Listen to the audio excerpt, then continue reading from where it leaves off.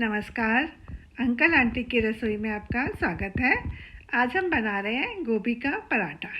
एक व्यूअर ने comment box में फरमाइश की थी पराठे की रेसिपी की, तो हमने सोचा क्यों ना आज पराठा ही बना लिया जाए। तो इसको बनाने के लिए मैंने एक गोभी का फूल लिया है, साथ में ही थोड़ी सी कटी हुई धनिया पत्ती, एक बारीक कटा हुआ प्याज जिसका पानी निचोड़ लिया है, और 3-4 लहसुन की कलियां जिनको बारीक काट लिया है, 4 हरी मिर्च बारीक कटी हुई, और 1-1.5 इंच का अदरक का टुकड़ा जिसको कद्दूकस कर लिया, थोड़ी सी कसूरी मेथी। तो इसमें हमने गोभी को बहुत अच्छे से धोना है। धोकर इसको बड़े बड़े टुकड़ों में काटकर थोड़ी देर के लिए पानी में रख दिया था नमक डालकर। तो 10 मिनट के बाद हमने देखा कि हमारी जो गोभी के ऊपर जो मिट्टी लगी होती है या अगर कोई कीड़ा होता है तो एकदम ऊपर आ जाता है।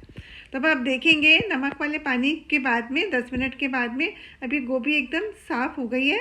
अब देखिए कितनी साफ़ लग रही है, एकदम सफ़ेद।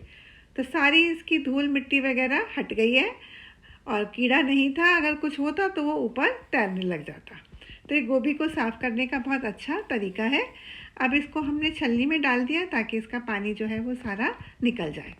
अब इसको हम कद्दूकस भी कर सकते हैं गोभी को, और चॉपर से चॉप भी कर सकते हैं। तो मैंने इसको चॉप किया है, बारीक कट गई है ये हमारी। अब इसमें हमने डाल दिया कटा हुआ प्याज, साथ ही कटी हुई धनिया पत्ती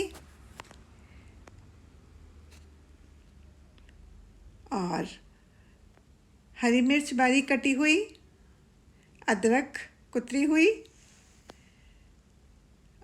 और जो लहसुन था कटा हुआ वो भी इसमें डाल दिया। इससे लहसुन से इसका टेस्ट बहुत अच्छा आ जाता है। और साथ में कसूरी मेथी को हाथ से क्रश करके डाल दिया। अब इसमें 1 छोटा चम्मच धनिया पाउडर डाल दिया, 1 चम्मच नमक का डाल दिया, और 1 छोटा चम्मच इसमें लाल मिर्च पाउडर भी डाल दिया। हरी मिर्च हमने पहले ही डाली हुई है, तो नमक और मिर्च को आप अपने टेस्ट के हिसाब से कम ज़्यादा कर सकते हैं। साथ ही 1 छोटा चम्मच इसमें चाट मसाले का डाल दिया,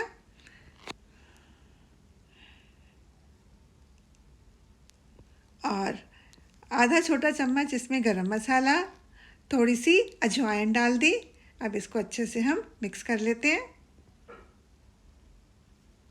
अभी हमारा मिक्सर तैयार हो गया। इससे हम 6 गोभी के पराठे बना सकते हैं। अब छोटी सी एक लोई ले ली हमने आटे की। आटा हमने जैसे चपाती को गूंदने के लिए बनाने के लिए गूंदते हैं वैसे ही हमने आटा लिया है, ना ज़्यादा हार्ड ना ज़्यादा सॉफ्ट। अब इसको ऊपर हमने सब तरफ से सूखा आटा लगा के चकले के ऊपर हमने बेल लेना है। कोशिश हमने यही करनी है कि सब तरफ हम बेलन लगाएं, जिससे कि हमारा ये सब तरफ बराबर से बेला जाता है। अब इसमें ये मिक्सर का हमने एक पोर्शन जितना हमने लोई ली थी लगभग उतना ही हमने ये गोभी का मिक्सर हमने इसमें डाल दिया। अब इसके किनारे हम ऊपर ले जाकर इस तरह से जोड़ देंगे। यहाँ हमने फोल्ड कर दिए, इसको हाथ से हल्का सा प्रेस कर देते हैं। अब इसको हम सूखे आटा इसके सब तरफ फिर से लगा लेंगे चारों तरफ, और इसको चकले से हम इवनली बेल लेंगे कि सब तरफ से ये बराबर बेला जाए, ताकि जो इसका मिक्सर है वो पूरी पराठे में फैल जाएगा। अब इधर हमने तवा रख दिया गैस के ऊपर, और इसके ऊपर हमने ब्रश से घी लगा दिया। ये मैं शुद्ध घी में बना रही हूँ, गाय के घी में पराठा, इससे इसका स्वाद और बढ़ जाता है। और ब्रश से लगाया है तो घी कम भी लगता है। और इसके ऊपर हमने पराठा डाल दिया। अब इसको गैस की फ्लेम को हमने लो करना है। लो आंच पर ही हम इसको पकाते हैं ताकि ये अच्छा करारा पराठा हमारा बन जाए।